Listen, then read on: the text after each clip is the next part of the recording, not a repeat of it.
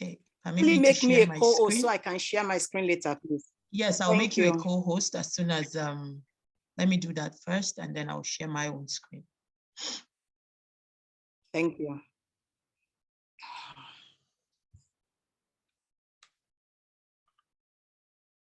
Okay, so I just made you co-host. Thank you. Okay. Yes, so let me go ahead and share my own screen quickly. We go through the agenda and we can get to the activity, get down to the activity for the day.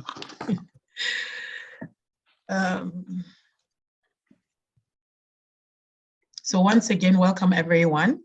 It's really nice to have us all here today, talking about a very important aspect of our lives, generally as human beings, and as veterinary students, looking at all the pressure we go through back to back, and the fact that we've had a long break away from this activity called learning, school in particular, though some of us still went ahead and were engaging ourselves in other things, but from this very long break. So it happens to be that October is 10th October is set aside by the World Health Organization to celebrate World Mental Health Day, and to constantly remind us of the importance of mental health in our general well-being as human beings. So the next item is we have a brief about the NAVMS, which will be given by Jedidai, who is the president of the AVMS Abuja chapter. So you have, let me quickly ask you to unmute yourself so you can, excuse me.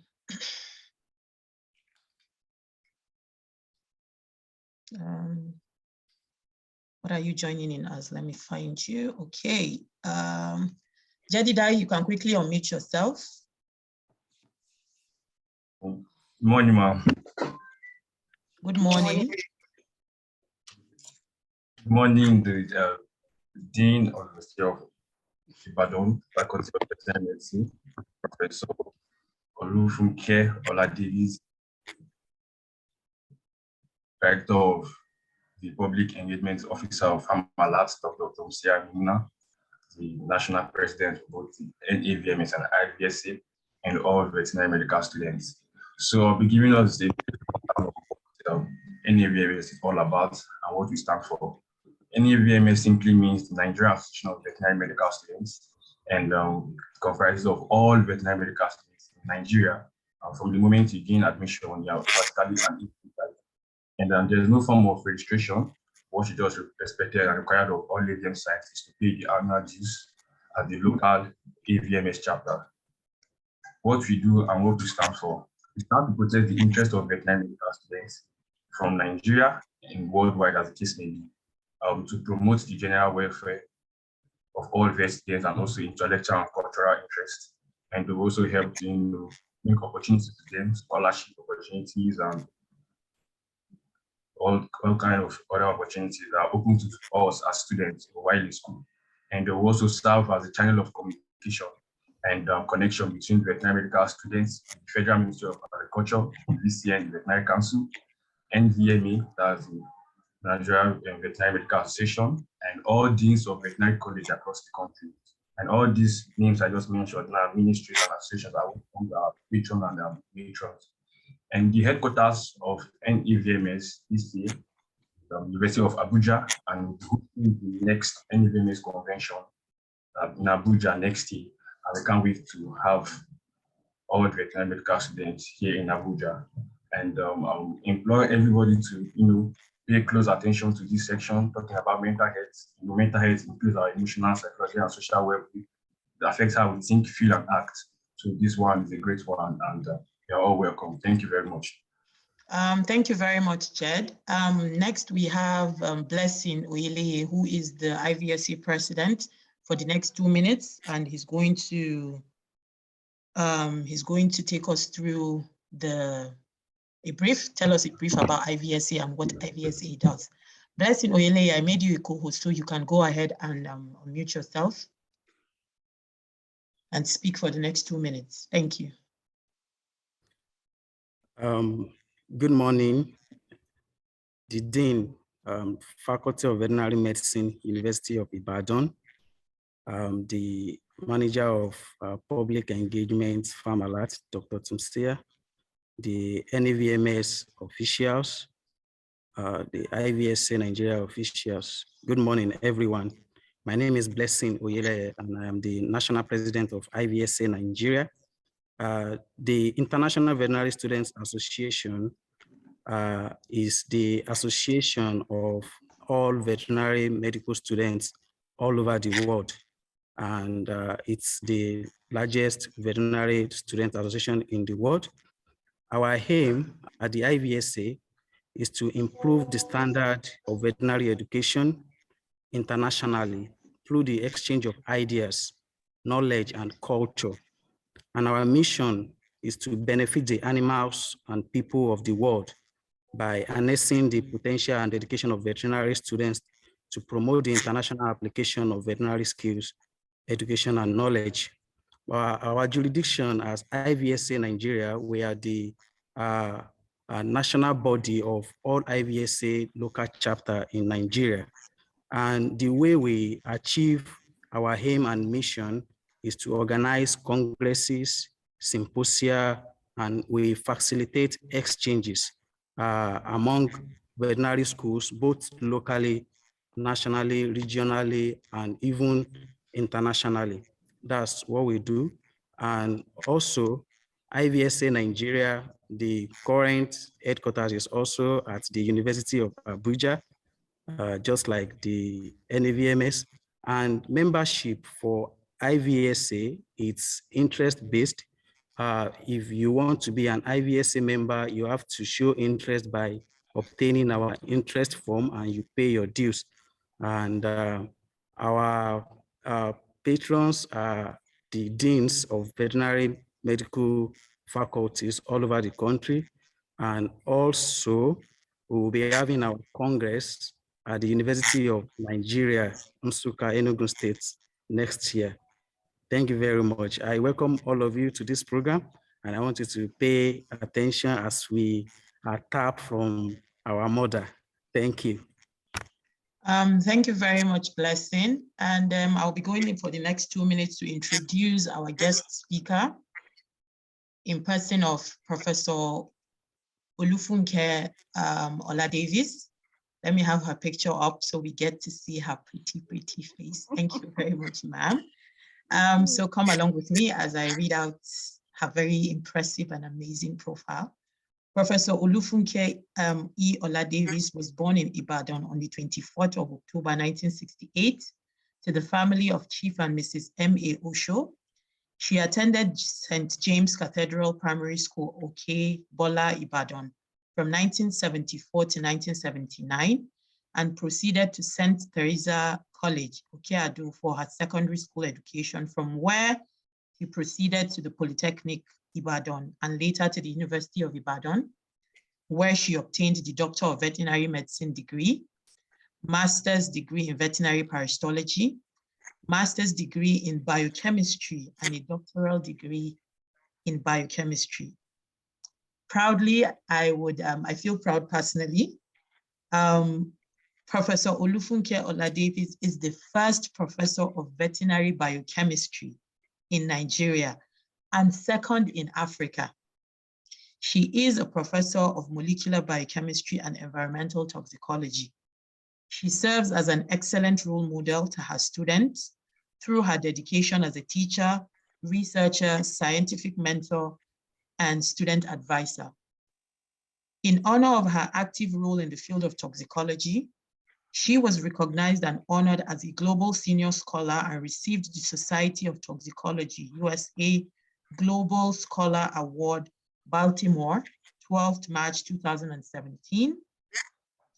A testament of her vital contribution to the advancement of science, Professor Ola-Davies is the recipient of many awards, amongst which are postgraduate training fellowship of the Third World Organization for Women in Science, Norman E. Bolong Fellowship, USDA/USAID, sponsored International Agricultural Science and Technology Program. John D. and Catherine D. MacArthur Foundation, Overseas Training Research Fellowship, USA. IUTOX/AstraZeneca/SOT Endowment Fund Award, Biochemical Society Travel Award, Tertiary Education Trust Fund Award, the Physiological Society Travel Award, and the World Academy of Science, UNESCO Associateship, amongst others. Professor Olufunke Ola-Davies is a Norman Fellow, USA. She's also a Fellow of the Institute of Industrial Administration and Fellow of the College of Veterinary Surgeons, Nigeria. She is a visiting professor at a number of institutions, including Oregon State University, USA, University of Fort Hare, Alice, South Africa, and the Norwegian University of Science and Technology, Trondheim. I hope I pronounced it well, Norway. She's an external examiner and assessor in universities within and outside Nigeria, a member of many learned international societies, a member of the Senate of the University of Ibadan, a member of the governing body of the Veterinary Council of Nigeria. Her scholarly contributions have been published in reputable local and international journals, and she and were listed amongst top 500 authors by scholarly output in 2022. This is very recent. She is the 16th and the first female dean of the Faculty of Veterinary Medicine, University of Ibadan. Welcome, Ma. Thank you so much for joining us. And then the floor is yours. Thank you very much. Thank you very much. I would like to say I sincerely appreciate this time. I do not take it for granted. I want to thank the Nigerian Association of Veterinary Medical Students, also the IVSA, and Pharmalax, represented by Dr. Thompson. Having me, I do not take it for granted. And also, let me quickly apologize for coming in late. My mind was actually on tomorrow, you know. I thought Tuesday is 17th. So be that as it may, I want to say thank you for having me one more time. And also, I'd like to thank all our students in the federal universities, you know, for holding forth in this long 8 months. I know it has not been very easy, you know, so we want to thank you. We want to believe that you actually understood the reason why ASU has to go on strike.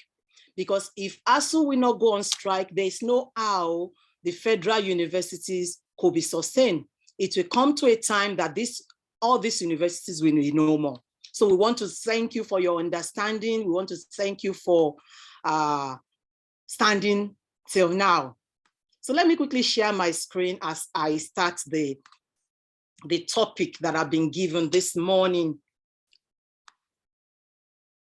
Can we all see my screen, please? Yes, ma'am. Thank you very much. So I've been given a topic saying supporting the mental health of veterinary students in Nigeria, supporting the mental health of veterinary students in Nigeria. And I think this is a laudable topic that is very important now in our time. It is very, very important. And I would like to start by saying, what is mental health? Many a times when people talk about mental health, you want to think about somebody on the streets, somebody that is out of his or her mind, you know, but that is not exactly what mental health really is. And we know that CDC has, you know, described mental health to include our emotional, our psychological, and our social being. So it's all encompassing. It involves our emotional, how we feel, how we think, how we relate, you know. It affects how we act, how we think, how we feel. So in other words, it encompasses all about us. And talking about this issue at this time that we are resuming school, I want to believe that it is not an accident. I believe this has been orchestrated by God, because truly many of our students will need this at this point in time. Even our lecturers, you know, we need this. I just left ASU Congress meeting, and there we needed to encourage ourselves. We needed to encourage us, and we were told also that we need to go back home and encourage our students so that we can have results at the end of the day. So this is not just by accident. I believe this is just on time for every one of us to hear this. It also helps to determine how we handle stress, you know, how we relate to others, and also how we make choices. You know, our mental health actually affect all this. And what are the types of mental health that we have? We have it in form of mood disorders, you know, depression, anxiety disorders, attachment to, you know, things. We have personality disorders. You have psychotic. Those are the ones that are, you know, dangerous now, when it becomes a psychotic effect, when the individual could no longer handle himself or herself, and then they self-harm. So all of these are different types of, you know, mental health. And we'll know that, you know, before now, if a young adult or a student says he's depressed, you know, people will tend to look at him and say, what are you being depressed about? Somebody pays your fees, somebody feeds you, you know. People don't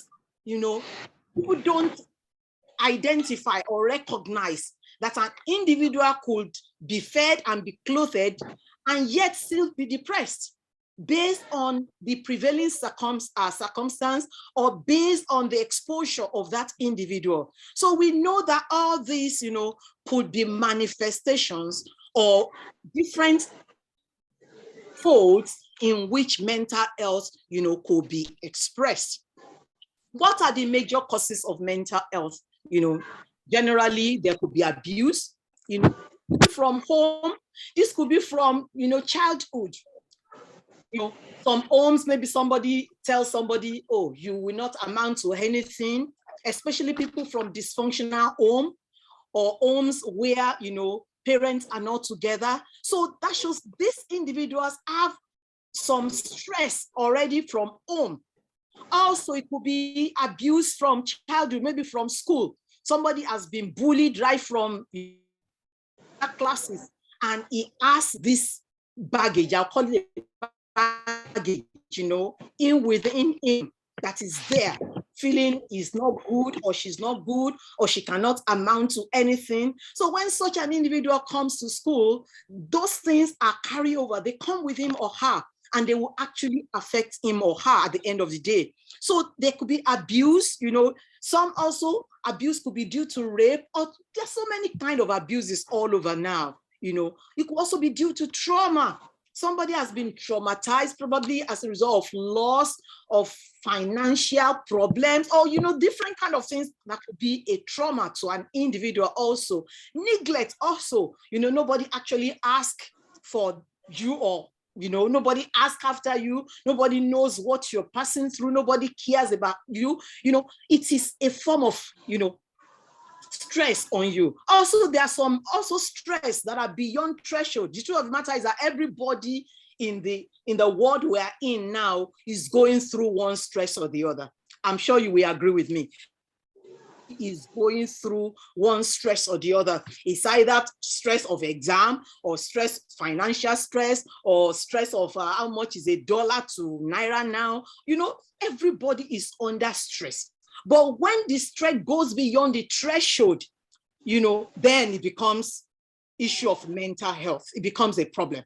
So everybody has one stress or the other. So now talking about causes, major causes of mental health in vet schools. There could be issue of failed tests. You and I know that veterinary school is actually a tough one.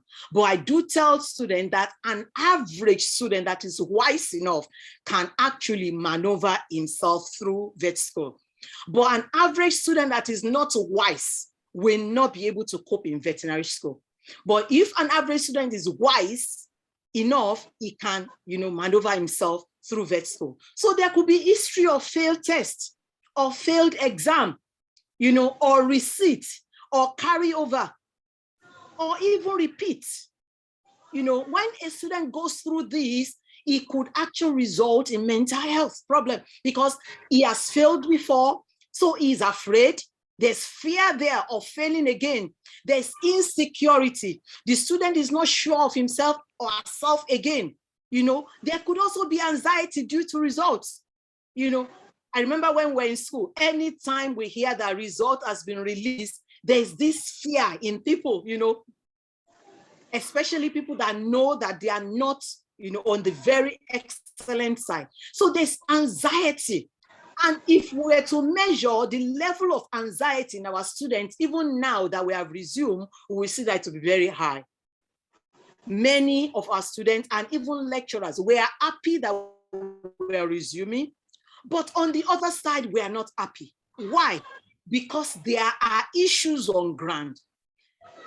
You know, I want to believe our students that have gone for 8 months, and now we are coming back. We're coming back just for 9 weeks. You can imagine you're coming back for 9 weeks of hard work. You have been used to waking up when you like for these 8 months. And now somebody is putting a lecture for 7 a.m. And now somebody is saying you have to come for 8 a.m. Somebody is saying you have to stay between 8 and 5 in class. So I believe there's anxiety already. And we must be able to manage ourselves. If we don't learn how to manage it, you know, there's going to be a problem. I remember when we had COVID break that time. We all remember 2020 when we had COVID break. As at the time we were resuming back and we had exams, just from first semester, 23% are already taken away by tsunami. I believe those in UI, they know what tsunami is. Tsunami is weeding. That shows that individual can no longer continue in the university. You know, 23% were already weeded. And honestly, if care is not taken in this time, that's why I said this topic is a very timely one. If we are not watchful, that might happen again. But I believe that for as many of us that will take what we are hearing this morning seriously, and we're able to work on it, we are not going to fall victim of it. I believe God is going to help us. I believe He's going to help us. So there's anxiety due to results, you know. We know that in vet school, 50% is our cutoff, is our pass mark. So it's not like let my people go of 40 in other faculties. And for example, in UI, we operate a block system in which we have part 1 exam. You know, after your 100 level, you come to 200 level. You have at 200 level, all you do is CAT. In other words, continuous assessment test. So your first semester in 200 level is 20%. Your second semester in 200 level is 20%. And then your third semester, which is your first semester in 300 level, is your exam semester, which we call part 1 exam. So you can imagine those are in 300 level here now. They are anxious. They are, if care is not taken, they are afraid because this is their semester. But I would like to calm your nerves and tell you this morning that with God, nothing is impossible. So you need to be patient with yourself. You need to calm down. You need to plan yourself so that you will not, you know, be caught in the web of anxiety or mental health. So morning classes, 8 to 5 syndrome, also the 6-year or the Methuselah syndrome, as we call it, is also, you know, a major cause of mental health issue because all your mates are actually gone. So all your friends that you started with are actually gone. For example, those in UI, those that will stay longer are those in MBBS and BDS, and they have actually crossed to UCH. So you only have yourself and your classmates on this side. So that also could actually have a stress effect on our students. Also, lack of adequate sleep.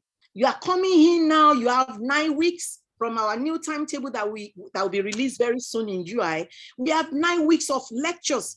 So there's no how you are going to have adequate sleep. There's no how, I bet you can't have 8 hours of, you know, due to TDP. We all know what TDP is, till daybreak.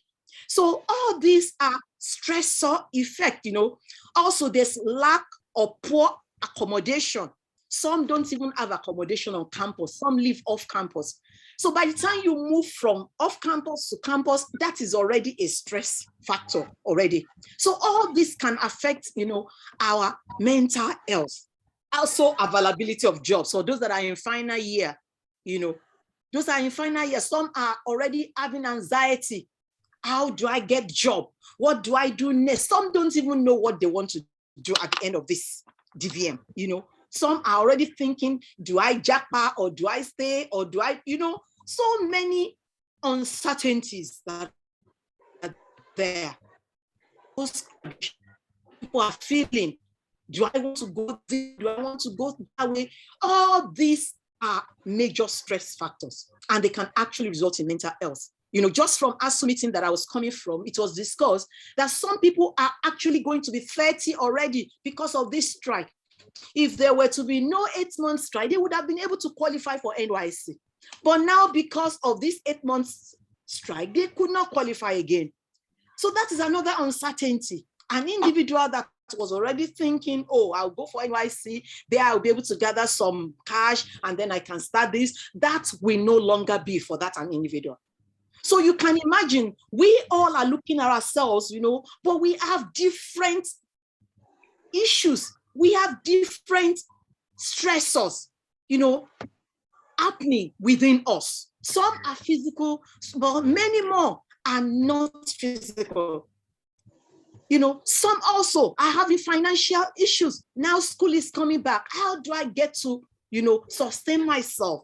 How do I get to meet up this responsibility or that responsibility? Some, I believe, must have attached themselves to one job or the other. Now you have to come back to school. How do you tell your employer, I want to go back now? How do I terminate this program? Because nobody actually knew when ASU strike was going to end at that time. Also, relation, having a partner is also another thing that can cause mental health. We have had cases of where girls on our campuses, we go and drink IPO because they had probably a relationship break, And at times I'll be wondering why that level, But like I said, everybody has a threshold level. So there are so many, also the just many things actually call, mental in our vet students. Also ASU strike. That's the father of all. You can imagine 8 months. I myself, if somebody were to have told me that we're going to be home for 8 months, I would say no, because nobody prepared for this. Nobody. And the truth of the matter is that during these 8 months, some students have died. Some lecturers have died. Some have lost one thing or the other. So all this, could actually affect our mental health. Let me quickly run because of time. What are the manifestations or signs or symptoms of mental health? Withdrawal syndrome. That could be withdrawal syndrome. Somebody doesn't feel like relating with people, he just wants to be, I just want to be alone. Also there could be isolation. He doesn't want to relate with anybody. Also there could be change in mood swing. There could be change in attitude. So when we notice this in our friends, when we come back, we should be able to help. Don't let us just leave them. Don't let us say, he's trying to booga, or she's trying to feel high, or she's trying to feel this. Let us come down to help them. Also, there could be panic attack in which somebody is just panicky. Somebody is just afraid. And you'll be wondering, this is not the individual that left. But you wouldn't know what he or she has gone through in these 8 months. Also, there could be lack of confidence. Somebody doesn't like to even stand in the midst of others. Also, there could be low self-esteem or reduced self-esteem. All these are manifestations or symptoms of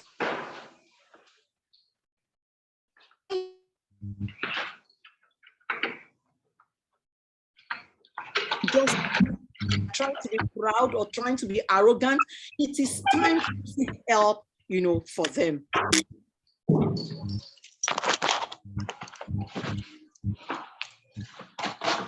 So how do I cope? Talking to veterinary students now, how do I cope? Number one, you need to know that some things cannot change. So you've got to come to the realization of that. Your 8 to 5 lectures. In fact, as at the time we had meeting on Friday, the administration is even telling us that we need to work on weekends. So that shows you've got to come to the realization that you are coming back to school. Your 8 to 5 lectures is sacrosanct. You will need to do some more sacrifices. Lectures we also hold on weekends. So you need to come to this realization, to know and to accept it.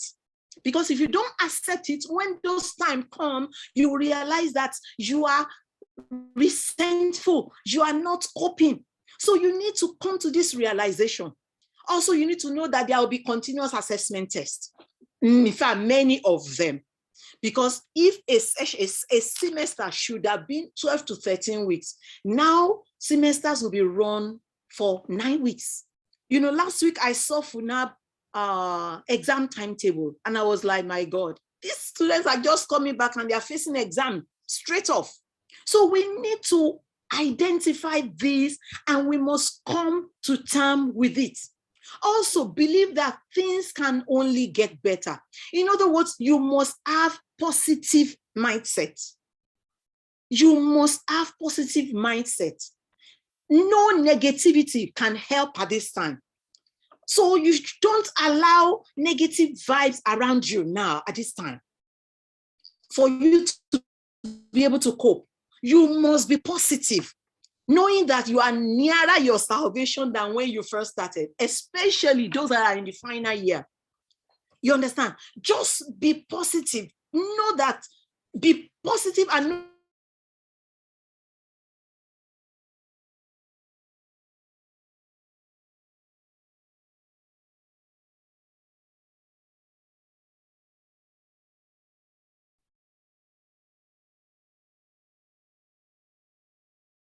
Hello, can everyone hear me? Maybe it's our network. Can anyone hear me? Relationships. I'm not talking about sensual relationship now. I'm talking about relationship that will help you at this time. And like I said the other time, you must be self-aware. You must understand yourself. You must know yourself. You are you. And you must know that you are unique. You are different. And you are good. Don't look down on yourself. This is not a time to look down on yourself. This is a time that you must appreciate yourself. You must talk well about yourself. You must see yourself well. And know that you are unique. This is no time for low self-esteem, because you have just limited time for you to do all these things. Also, time management is critical. So this is not time to stay on your Instagram, to stay on your Twitter and be wasting time. You have a limited time. And so you must wake up to you must know how to manage your time. You must know how to read. And if I might ask you this morning, how do you read? Some people are last-minute readers. They know how it works for them. Some people we need to read multiple times before they understand. So there's a need for you to know who you are. If you don't know who you are and you just play around, because we say you must play around, you must work with people, you will not be able to adjust. So for you to be able to cope, you must know yourself. If you are the type that will need to read more times, multiple times, then it shows that you need more time in your hands.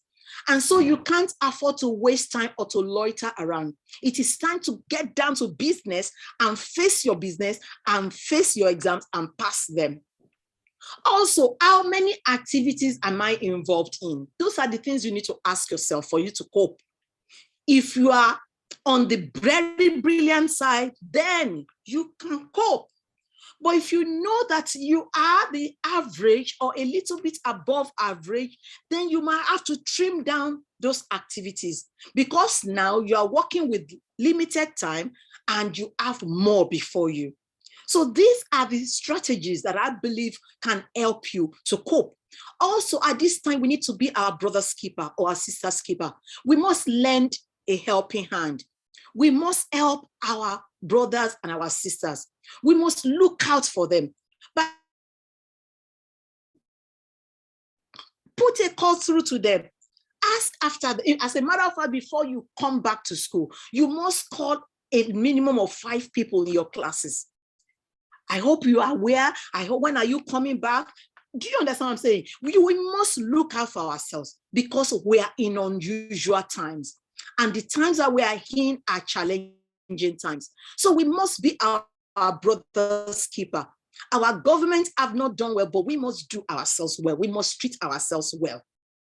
On the school management side, because, it's not only your side alone, your teachers are the in-loco parents. It is true, the teachers also were being humiliated, we are being battered.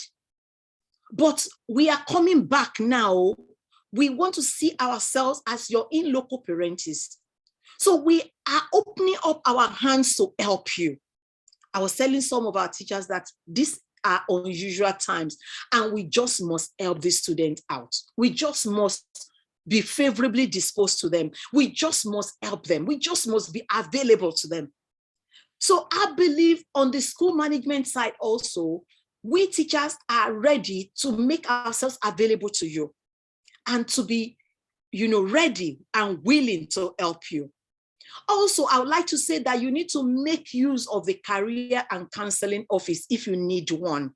You must be able to identify someone or some lecturer or some non-teaching staff that you can roll along with, that you can confide in, that you can tell your problems to, that you can tell your challenges to. These are not times to keep mute. These are not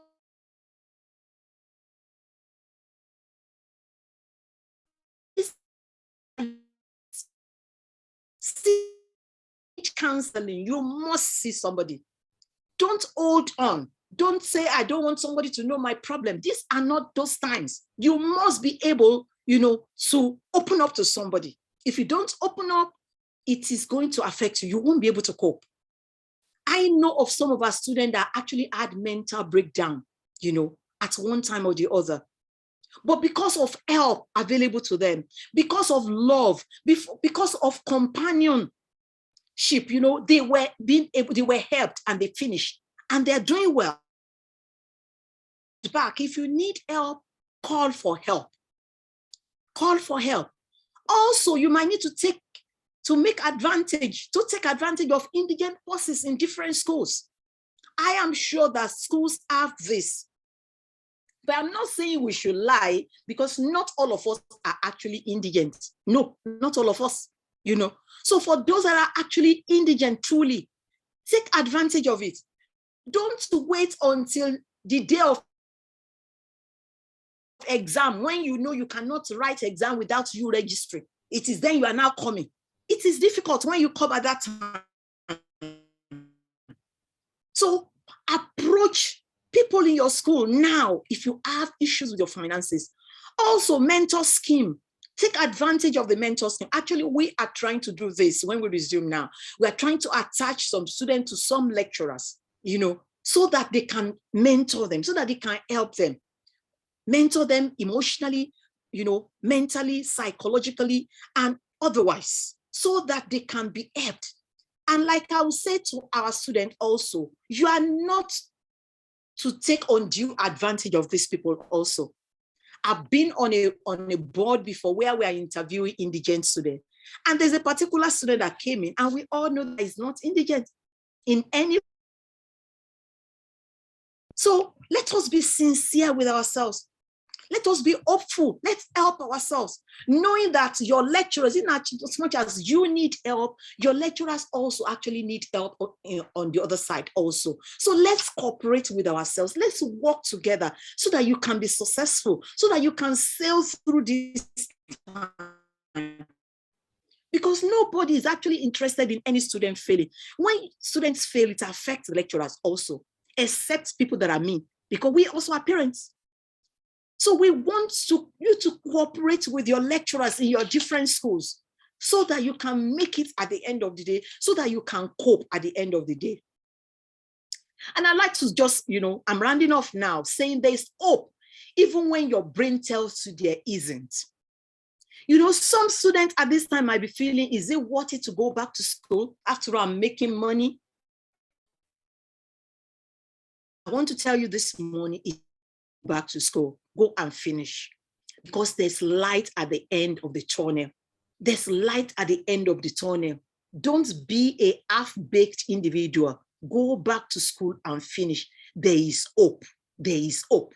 So as you're listening to me, or maybe people that will listen to the replay later, know there is hope. Tell yourself, say it until you believe it, that there is hope. Also, mental health. This was stated by Matt Haig. Says mental health problems don't define who you are. They are something you experience. You walk in the rain and you feel the rain, but you are not the rain. So even when you have these mental health problems, they don't define you. They do not define you.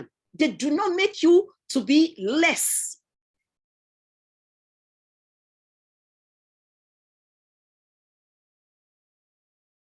It is not as, you are mad, hide ourselves. They are something that we experience, just like rain, we feel it. But you are not the rain. You're not mad.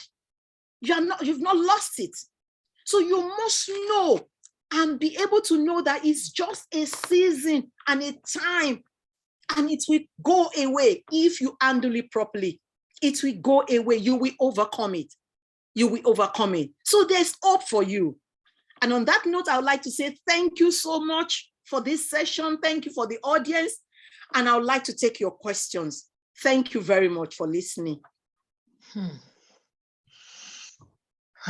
Wow. Thank you very much, ma'am. I'm not a student, but while you were taking us through the session, I was reflecting through my days as a student and how we, were able to overcome these things. And there is one thing I think we should all take into cognizance, which is that we're Nigerians, and this is the system.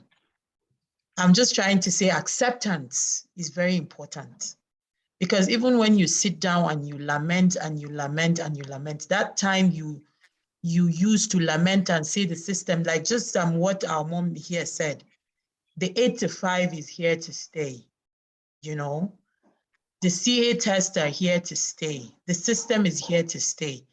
Are you going to cheat yourself by saying, why is it this way? Why shouldn't it be done that way? Why are we subjected to so much? While you're doing that, time is going. Rather, you should focus on how you can support yourself. Do the right thing, support yourself to get through this system. Because once you continue living in denial about how the Nigerian system is this, the Nigerian system is that, you just keep plunging yourself into this stress, unnecessary stress you can clearly do away with. So accept this system for what it is. We're hoping and praying that, just as Professor Olufunke said, there is light at the end of the tunnel. Just the same way you all as students went through some form of stress during this strike, the lecturers faced the same thing. Parents went through the same thing. In short, Nigeria as a whole was a time of, it was really a stressful and heart-wrecking time for every individual, every Nigerian, I must say. Thank you very much, ma'am. And we'll start taking questions. I won't be coordinating this is a session for students, so we allow them to do majority of the work. I just support back end. Abo Ebenezer, he is the NAVMS president, but we'll be having Ruth Modula Olua, who is the Secretary General of IVSA, to take the question and answer session. Ruth, can you identify yourself so I can make you, are you Ruth Adekunle? Just raise your hand if, okay, you are, okay, so let me ask you to unmute, you turn on your camera, you see your beautiful face, and then you take the question and answer session. Thank you very much.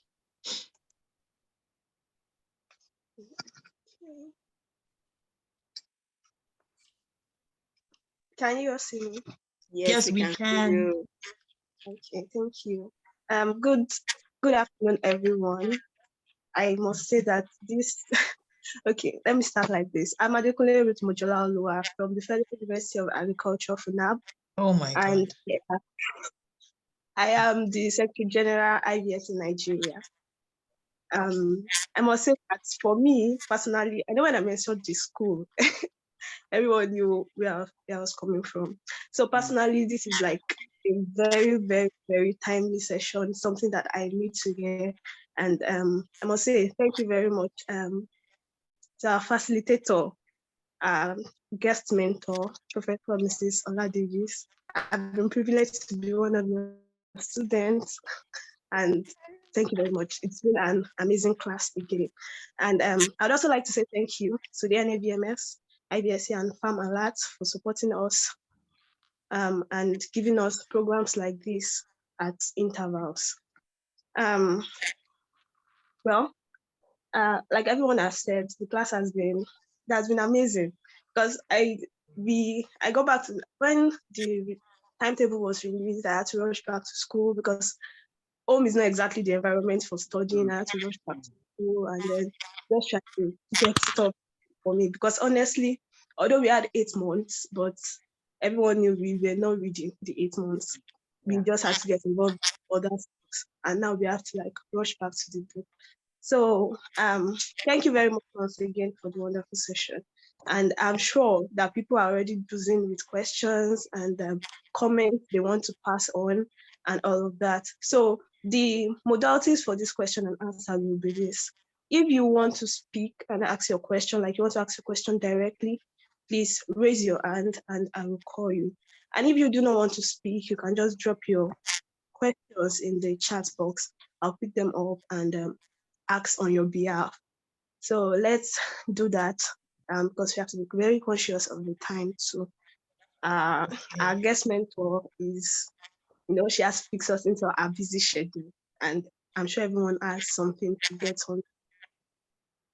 So please drop your questions. Yeah, so you can just raise your hands if you want to. It doesn't have to be a question. It could be a comment or something you just want to be addressed. It doesn't have to come on as a question. Just use the raise hand feature. I will unmute you and we can direct the question to our guest mentor. Thank you very much. In the comment section, just a lot of thank yous and appreciations and relatable statements. I think everybody can relate to the situation. We have Gaius Ghana. Okay, Temitope, I think what I'll do is I'll make you a co-host so you will be able to ask these people to unmute. Okay, so let me just unmute Gaius Ghana. Gaius Ghana, go ahead. We're listening. Thanks so much. I really want to appreciate the guest mentor for this session.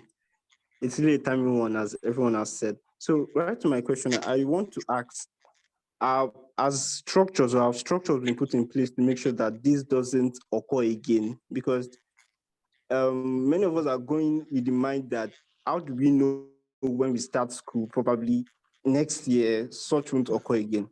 So are there really structures in place to ensure that probably for 10 years, we don't have anything like this again? Wow. Thank you, ma'am. Do I go ahead to answer that? Yes, ma'am. Please. I would say there's no structure. The truth of the matter is that our government, we all know our government. We have actually come back to work based on the fact that some notable Nigerians intervene, not because we have been paid. So you can imagine lecturers that have not been paid for 8 months, 8 solid months. coming back to school. But we are coming back because we love our job and we care about our students. At least we have been able to register our choir. Everybody that finished school, right from the 80s up till now, lost at least one session, at least 1 year. At least 1 year. Ask, people that finished in the 80s, ask your parents, they will tell you. Because our government is not responsible. That's just the truth. And when government is not responsible, there's nothing you can do. The only language they understand is strike. The truth of the matter is that some of our students have even gone. Some have left. I remember some that I processed transcripts for, that have left. Those that I can afford it, So all we need to do is just that it is the youth that can actually, honestly, it's the youth. It's the youth that can fight for this nation. If we don't fight for our rights, and mind it, this is not being insightful, but it is, look at NSAS. Can anybody ever think or imagine that can happen?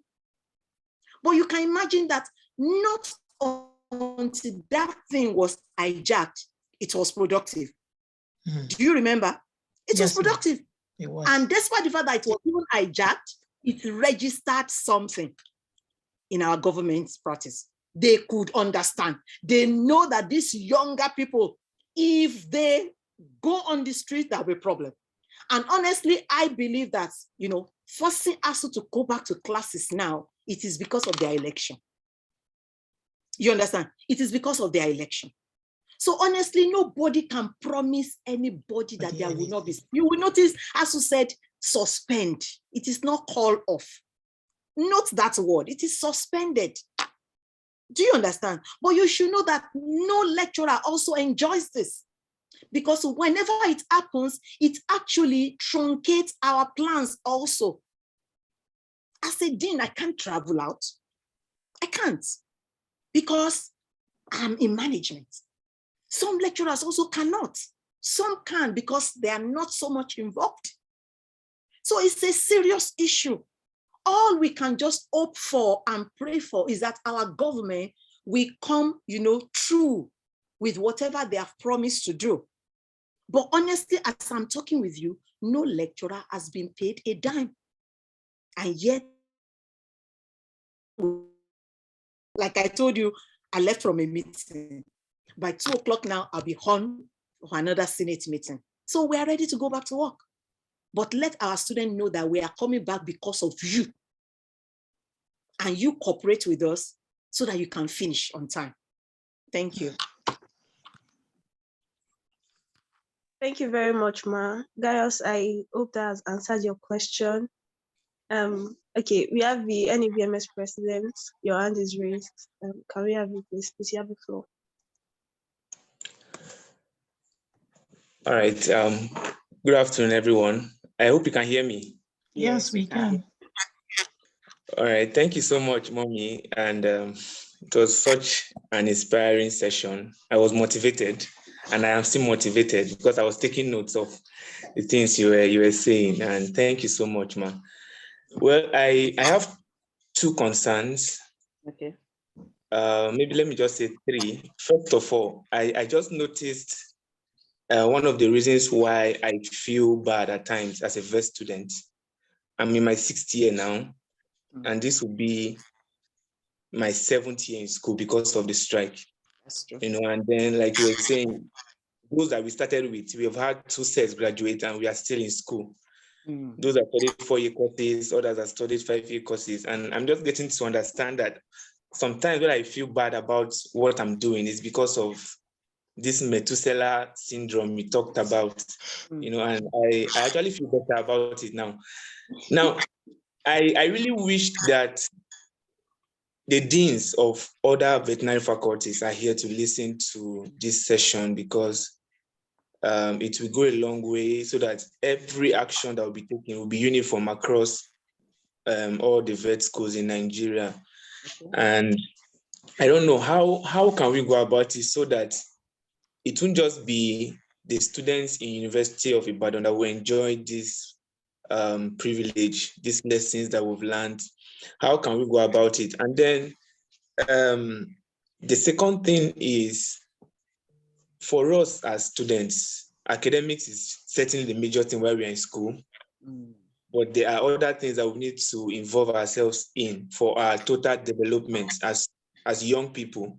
So for us, for some who are student leaders, those in the faculty student association, and even those in the student union government in the several schools, how can we manage? Because this is a time whereby we can't leave our responsibilities as leaders, and we can't also leave our responsibilities as students, because first of all, we were students before we became student leaders. That's true. Yeah, so thank you, ma'am. Thank you very much. I would personally, we have committee of deans.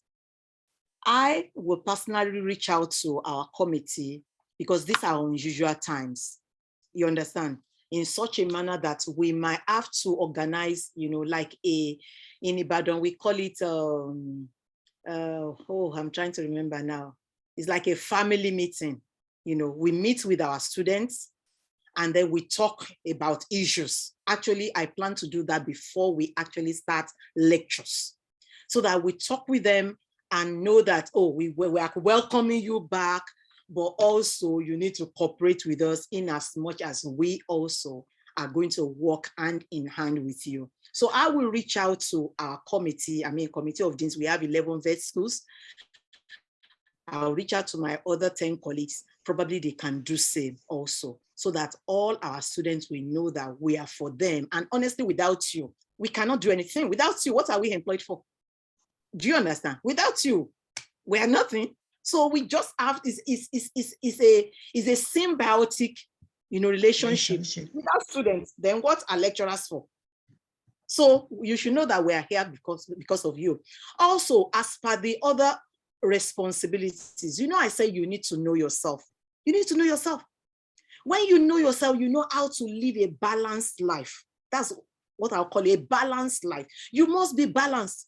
Number one, you need to know that if you were not a student, there's no how you can have been a student leader. So you prioritize. If you are a student leader, then you will need to balance your time. You can't afford to waste time, because you know things to do. It's like I'm a dean now, but I was first a lecturer before becoming a dean. So my lectures, I still take my lectures. Are you following me? Despite the fact that I have some other things to do. So you must be able to balance your life. Actually, that is what makes you a leader. You must be able to balance your life, because as a leader, you can't afford to fail. Otherwise, you are a bad leader. You cannot afford to fail, because many people are looking up to you. So if you are a leader, then, which I actually encourage people to go into leadership, you must be able to balance your life. You must be able to prioritize. And, on a scale of priority, you put which is top, which is medium, and then which is low. And honestly, I tell you, you'll be balanced and then you'll cope. But if you are not prioritizing, then you cannot make it. So you must set goals. And your goals must be smart. Are you following me? It must be smart. It must be measurable, achievable, timeliness, specific. So when you set goals, then you will know that, okay, I have 9 weeks in this semester. How do I want my things to go? And then you set those priorities. With that, you'll be able to cope. But if you are waiting for the last minute, many of our students, they do last break, because that is then they now start using coffee, they start using this. You don't need to use all of those, honestly. What veterinary medicine requires is consistency. If you are consistent, honestly, you can make it. And then you'll still be able to cope with your leadership roles. Thank you. Thank you so much, Ma. That is a very nice response. So I'm going to take questions from the chat box now. The first question I can see here is, Seeing the long break, it's from Abu Ebenezer, the NAVMS president. He said, seeing the long break, how can we ease back into learning? That is the first question. You've just got what you have to do, you've got to do. Just like our song in the nursery school, what you have to do quick. Do you understand? You just have to do it because you know that this is what you've got to face. When you, like I said, I'll still go back to priority again. You've got to set some things aside. That is just the truth. You know, many students have gone into hustling, doing one thing or the other during this long strike, which honestly, I will not blame you. Are you following me? I will not blame you because nobody actually thought this was going to be this long. But now that school has started, you know that for first semester, I'm talking about UI now, I don't know about other schools, you know, our calendar will come out, I'm sure, because Committee of Provosts and Deans, we've met on Friday, we've looked at the timetable. This afternoon, Senate will meet to consider the timetable. And by evening, the timetable is out. So I'm privy of what is in the timetable. So we have 9 weeks of lectures because we have had 2 weeks earlier on. We have had our matriculation and all those stuff, you know. So that shows you have to start. You just have to go back. If I were you, before the calendar is released, I'll go back to what I have been taught. Because there's no how you will start. You know, at the meeting on Friday, some of us were asking, where do we start from? And the administration said, start from where you stopped. But many of us will know that where we stopped is not going to work. We've got to start from the beginning. Because a student has been out of the classroom for 8 months, and you are now saying you want to start from where you stopped. Do you even remember where you stopped? Do you understand? So we've got to start afresh. But if I were you, I'll go back to my, you know, books. Or for those of us that are on LMS, you go to your LMS and log in and check those materials that are there because they will be helpful to you. And so you are not coming in empty. You already refresh before coming back. And then that will be helpful to you. I hope I've been able to answer your question. I think so. Yes. Thank you very much, Ma, for that answer. So we have to go back to where we started from and just revise. Now, the next question I'll be taking is from Fortune, from UNN. He or she said, how long will these rushes into veterinary programs, that is academics, continue? Because these incessant and recurring strikes have set backlogs to the university session. So would the ST academic session persist for how long?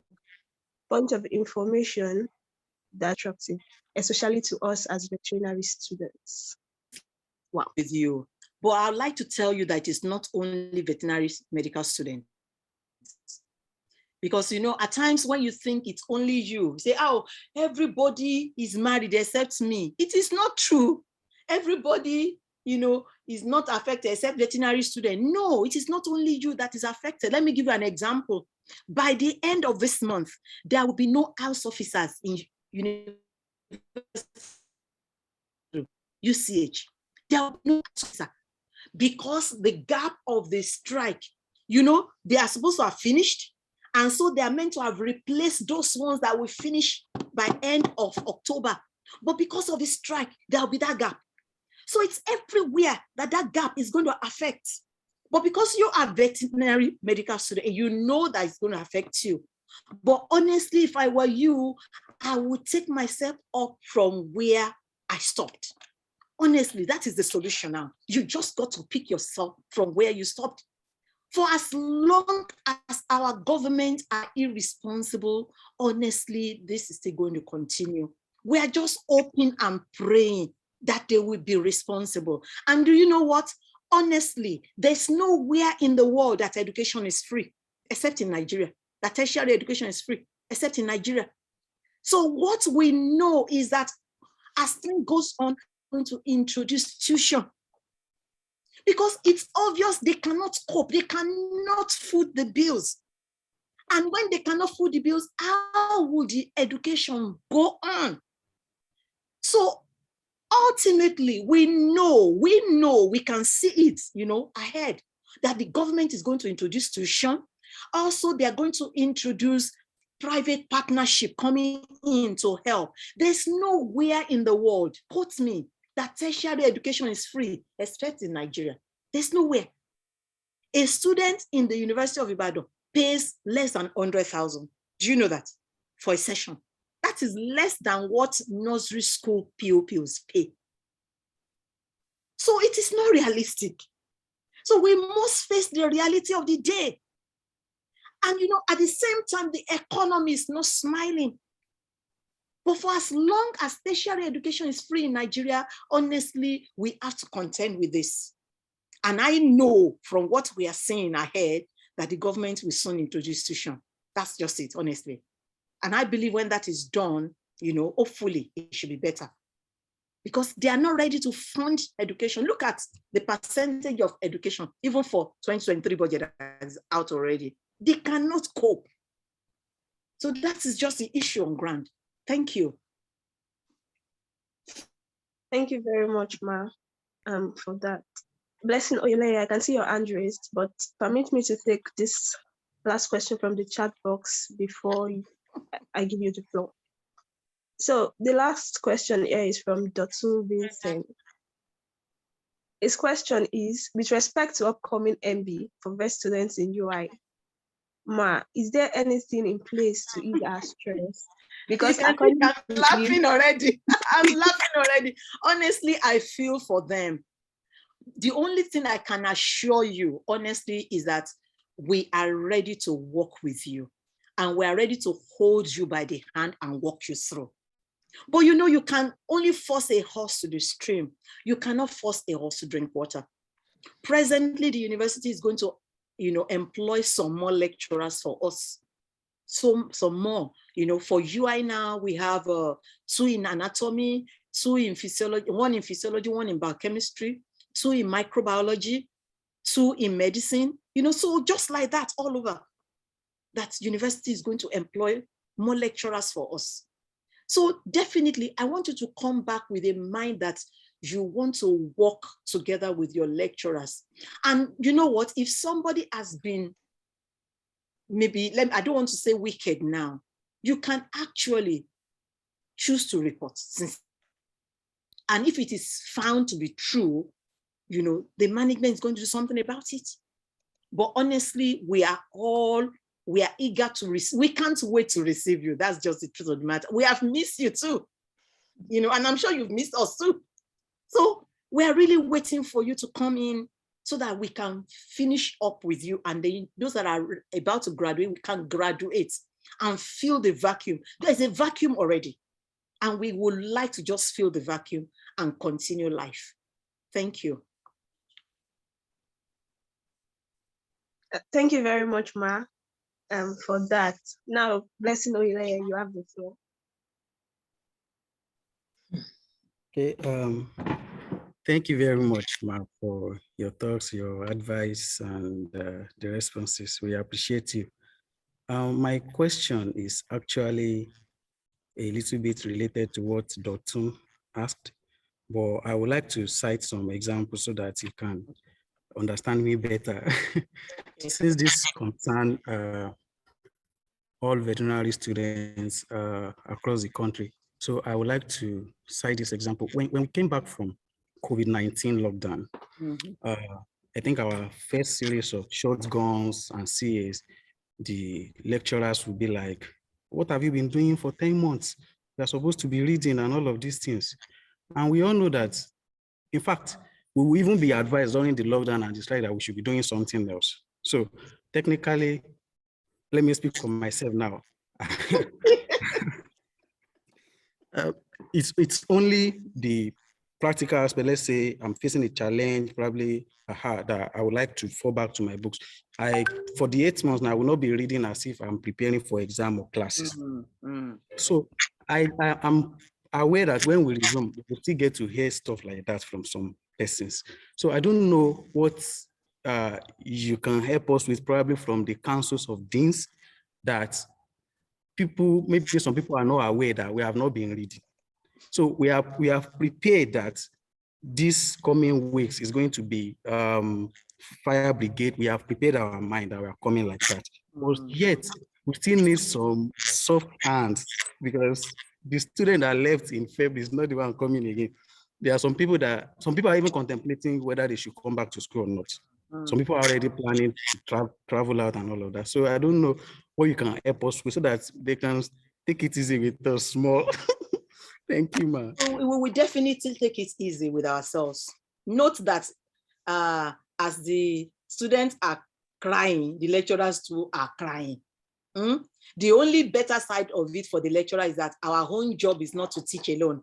We have teaching, we have community services, and we have research. So despite the fact that we have not been teaching, we have been doing our research, we have been doing our community service. So know that we are willing to assist you, but you also must be willing to cooperate with us. So don't come back empty, please.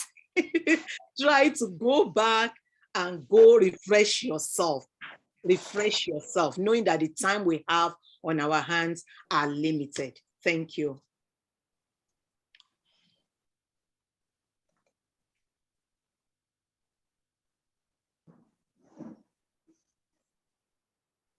Ruth, if you are speaking, your mic is still muted. Your mic is muted, Ruth. Sorry for that. I did not know that. So I was appreciating our mentor for that great answer. I'm sure definitely, at least speaking for everyone on this call, every student on this call, I'm sure we would go back to our books and prepare to not come back empty. So I said I'll take my question using veterinary students in FUNAB as an example. Now, from the mentorship session, we were told to help others, reach out to others and all of that. So how exactly can you help your colleagues without actually hurting yourself? Because at this time, everyone is basically trying to get up there and try to meet the standard and all of that. So I have two questions. One, how do you help others without hurting yourself? And two, how exactly do you know when you need help and when to reach out for it? Thank you very much. How do you help others without hurting yourself? You can help others without, you know your limits. You know your limit, you know your elastic limit. You see somebody that is behaving weird or that is not doing as she used to do, or that is not even reporting to school on time. You can call. You can put a call through. Oh, babe, where are you? I hope you are fine. School has resumed. Do you understand? That's helping somebody. Also, somebody that you know is not eating and you can afford a meal. You can give a meal. You can give a meal.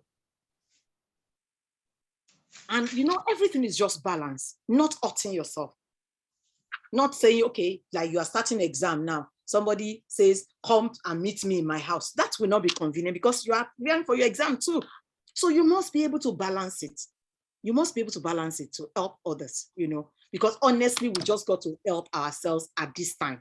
You must help somebody while somebody also must help you. And then you also must give yourself out for help. Some people you want to help them, they're just not ready to help.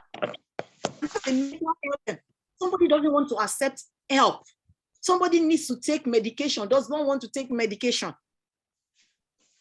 So such an individual is not helping himself or herself. So we must be able to come to terms with ourselves. Do I need help? Do I need mental help? Do I need financial help? Do I need this? And then we must be able to seek for help in that area. If we will not come to terms with it, if we are already having psychosis, then that shows we need medical help. And we must seek such help. If we don't, then we cannot. For us to put through, we must know what kind of help do I need and